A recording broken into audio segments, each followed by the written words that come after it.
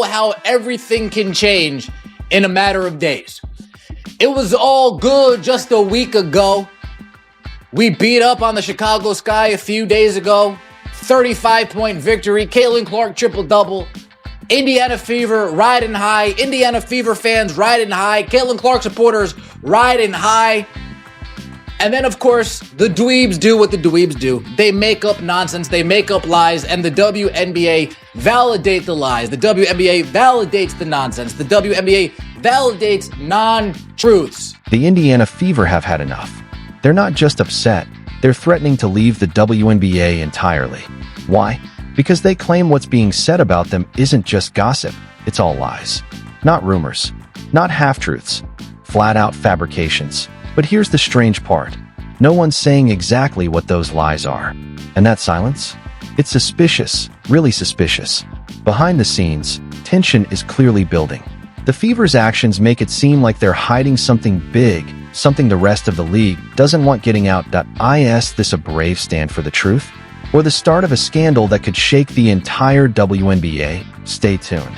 Because whatever's going on, it's about to blow up. Unbelievable. Absolutely unbelievable. This dump, this turd of turds known as the WNBA, this damn league can't get the hell out of their own way. They don't get it. They just don't get it. The diva of dump divas, Kat Engelbert, she does not understand how fragile this fan base is. And by fragile, I'm referring to their level of loyalty to pretend basketball, which in this case doesn't exist. Buckle up, because WNBA drama isn't just happening on the court, it goes way deeper. Here's what's going on. The Indiana Fever, led by the electrifying Caitlin Clark, have become the league's biggest attraction. We're talking sold-out games, skyrocketing ticket prices, and a flood of new fans. Caitlin isn't just playing. She's driving the WNBA's rise in popularity, bringing attention, money, and energy.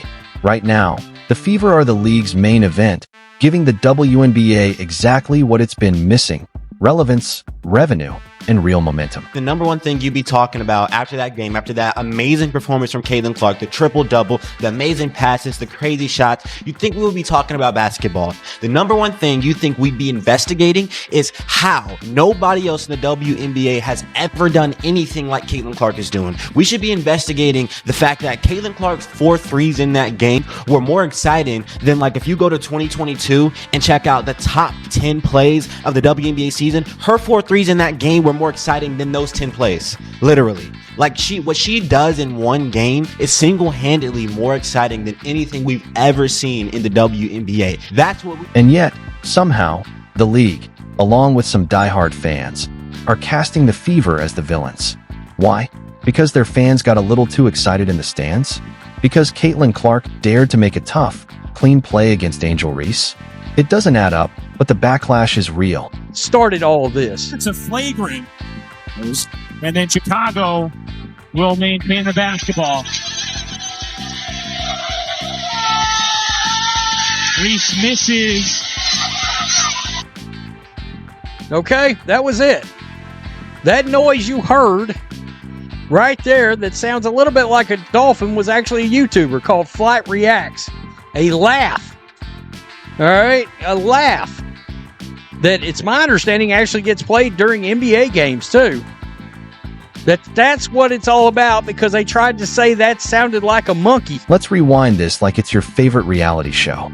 It all starts with Angel Reese, the queen of side eyes and silent shade, throwing a not-so-subtle shove to the back of a Fever player's head.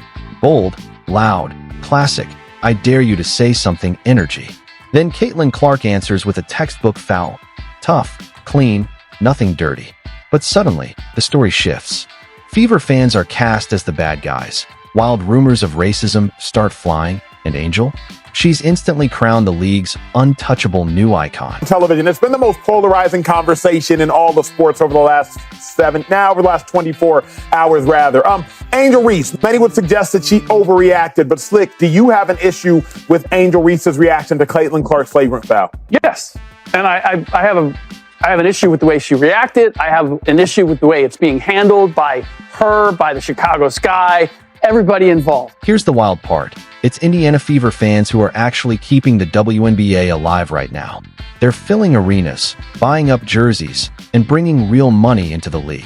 Meanwhile, the rest of the league is standing on the sidelines, arms crossed, as their own viewership gets completely eclipsed by one breakout superstar and the team riding her wave. Thankful they kept continuing to show up for us, and they make a lot of noise. Like, they're into it. They're not just sitting there. Like, they're invested in this basketball. It's great for our league. It's great for every team that gets to come and play here.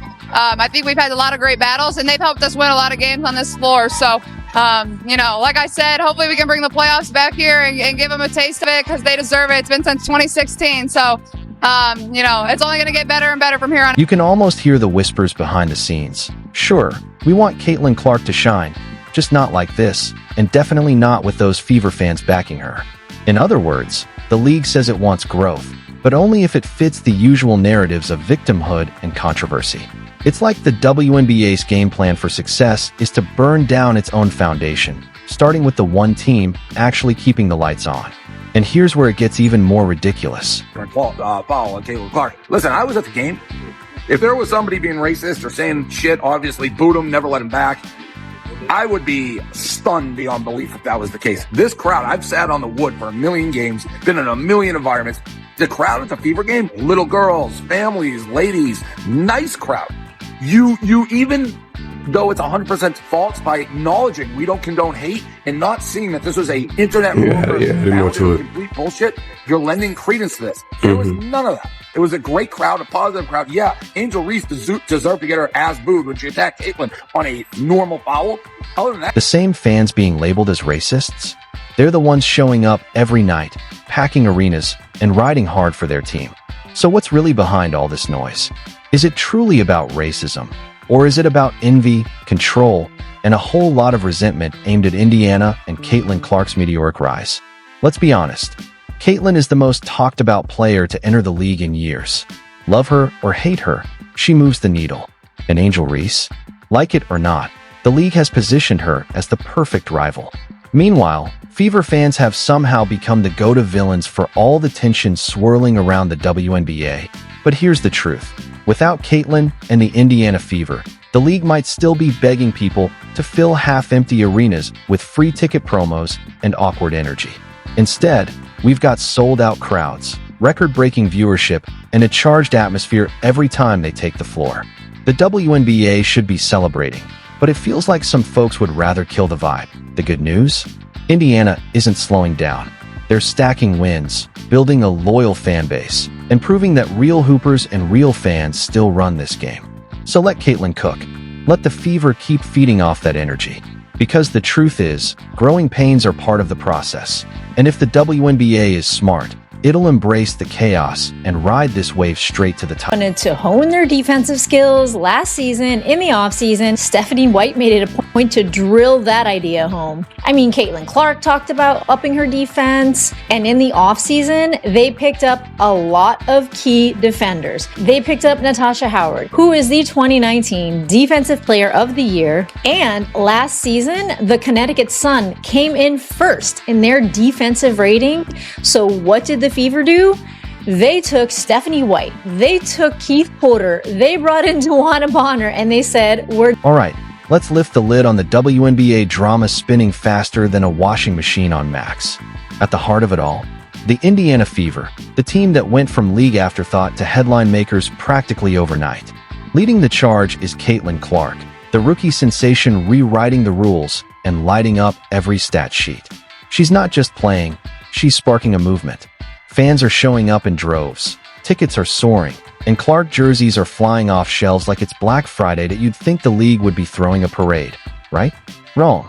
Instead of embracing the hype, the Fever and their fans are catching heat, labeled too loud, too proud, and somehow just too much. The kind of too much that doesn't fit into the WNBA's carefully curated storyline. It's like Mean Girls. Only this time the cafeteria is a basketball court and the drama involves flagrant fouls, not fashion choices. Now, the Fever are being cast as troublemakers, not because they've done anything wrong, but because they're daring to shine a little too bright. And suddenly, it feels like the league is saying, sure, We want success, just not like this.